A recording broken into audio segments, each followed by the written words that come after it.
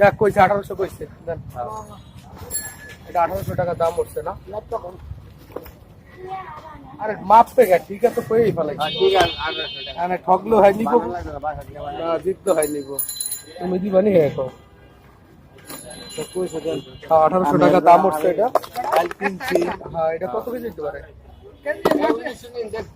যার 1900 কইছে যার 1900 কইছে হবে না 2000 হবে না 2000 দিব না আর কি 2000 দিব না 2000 দিব না এই মাছটা 2000 টাকা দাম বলা হয়েছে। পাঁচ কেজি আছে 2000 টাকা বলছে 700 টাকা চাইছেন না তাহলে এত 500 এত 400 টাকা কেজি কইছে আর কি।